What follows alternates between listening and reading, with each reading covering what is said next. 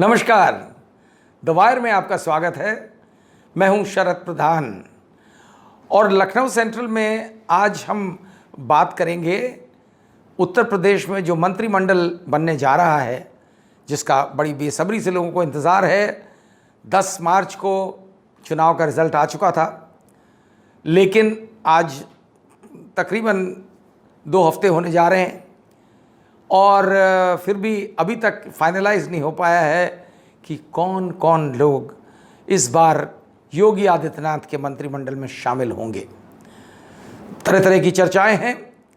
और इन चर्चाओं के बीच जो सबसे गर्म चर्चा है वो इस बात की है कि क्या केशव प्रसाद मौर्य वापसी करेंगे इस मंत्रिमंडल में। केशव प्रसाद मौर्य, आप सबको मालूम है कि उत्तर प्रदेश के उप मुख्यमंत्री रहे हैं। जब 2017 में सरकार बनी थी तो योगी आदित्यनाथ को मुख्यमंत्री बना दिया गया था लास्ट मिनट पे। उससे पहले चर्चा केशव प्रसाद मौर्य की थी, लेकिन उनको ना बना करके उन्हें डिप्टी चीफ मिनिस्टर बनाया और साथ ही में उनके जो जाति समीकरण बैठाने के लिए एक ब्राह्मण को भी साथ में डिप्टी चीफ मिनिस्टर बनाया और वो थे दिनेश शर्मा। अब की दफ़े तरह तरह की बातें चल रही हैं क्योंकि केशव प्रसाद मौर्य ये चुनाव में हार गए थे। जी हाँ, सिराठू एक जगह है कौशाम्बी डिस्ट्रिक्ट में जहाँ से वो चुनाव लड़े थे और लगभग 7300 वोटों से उनकी पराजय हुई। उसके बाद ये माना जा रहा था कि इस बार तो उनके लिए मंत्री पद मुश्किल है मिलना, लेकिन हाल में जो हमने उत्तराखंड में देखा है कि वहाँ के मुख्यमंत्री पुष्कर सिंह धामी वो भी चुनाव हार गए थे, लेकिन भाजपा के केंद्रीय नेतृत्व ने यह तय किया कि उनको पुनः उसी कुर्सी पे विराजमान किया जाए, यानी कि वो पुनः मुख्यमंत्री बना दिए गए। अब बात इससे लगता है ये क्लियर कट इंडिकेशन है कि केशव मौर्य की भी बहाली होना जो है कोई ताज्जुब की बात नहीं होगी और वो चाहते भी हैं। उनको इस बात का बड़ा रोष रहा है कि शायद उनको साजिशन किसी ने हरवा दिया चुनाव, क्योंकि क्लोज फाइट थी और उन्हें विश्वास था, कॉन्फिडेंस था कि वो ज़रूर जीत जाएंगे, लेकिन ऐसा नहीं हुआ। तो और क्योंकि वो बैकवर्ड जाति के उत्तर प्रदेश में मौजूदा हालात में सबसे प्रोमिनेंट नेता माने जाते हैं और इसी नज़रिए से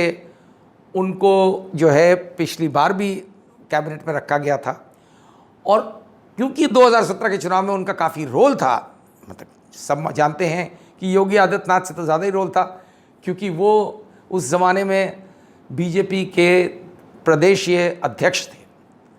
तो इसलिए जाहिर है पूरे कैंपेन उन्होंने रन किया था, जगह जगह जाते थे, पार्टी का संगठन उन्होंने बनाया था, लेकिन उनके साथ उनका मानना था कि उनके साथ नाइंसाफ़ी हुई। बहरहाल अब आज की डेट में इसीलिए उनको गुड ह्यूमर में रखने के लिए मेरा ख्याल भाजपा के लिए ज़रूरी ही समझा जा रहा है कि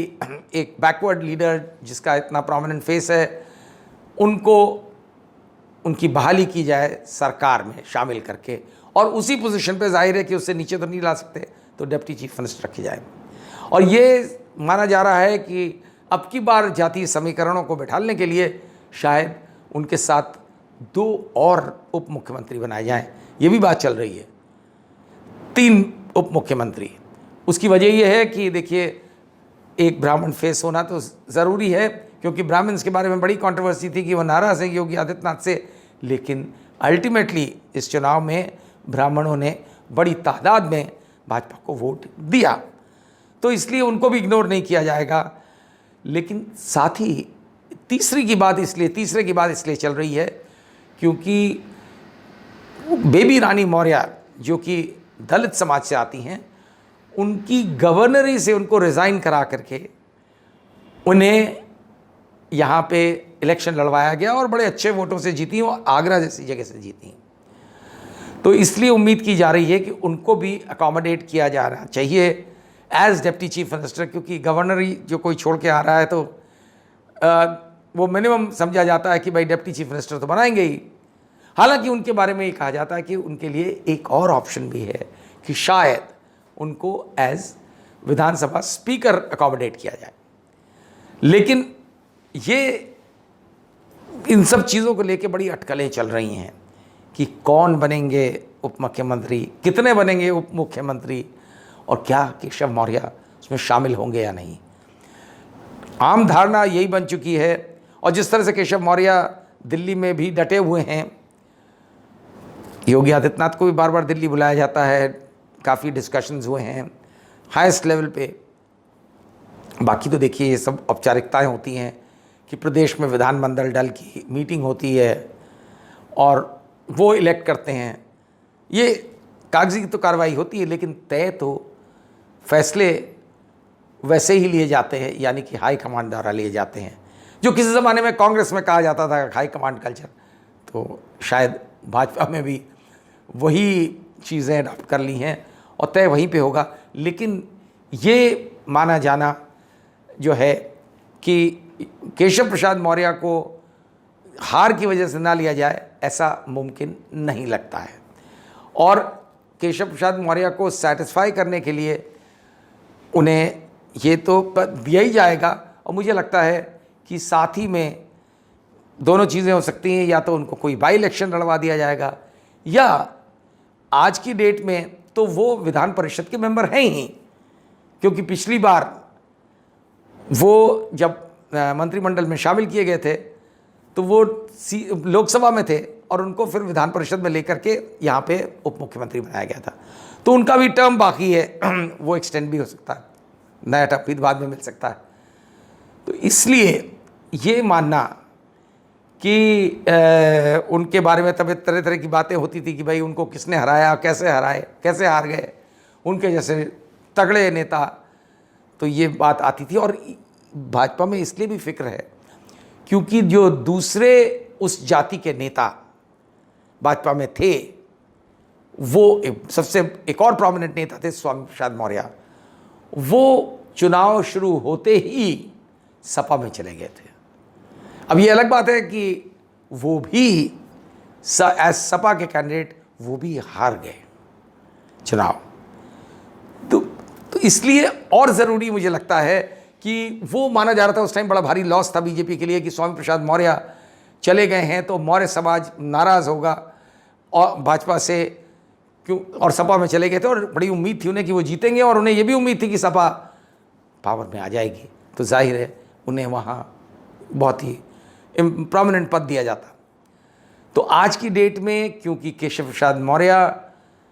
ही मौर्यों के नेता माने जाते हैं और सरकार क्योंकि फिर से बन रही है और भाजपा पावर में है,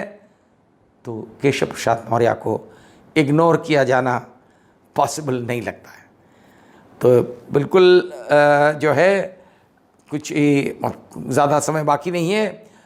25 मार्च को शपथ ग्रहण होना है लखनऊ में, लखनऊ के Ekana cricket international cricket stadium में। उम्मीद की जाती है कि उसमें केशव प्रसाद मौर्य फिर से स्थापित होंगे उसी पद पे जो उन्होंने पिछले 5 साल होल्ड किया था, चाहे उनके कितने भी पर्सनल डिफरेंसेस हों, जो कि कहा जाता है योगी आदित्यनाथ के साथ, लेकिन फिर भी उन्हें अकोमोडेट किया जाएगा, ये सब मानते हैं। Get a sneak peek of exclusive content before everyone else for channel members only. Memberships start at ₹89. Hit the join button below.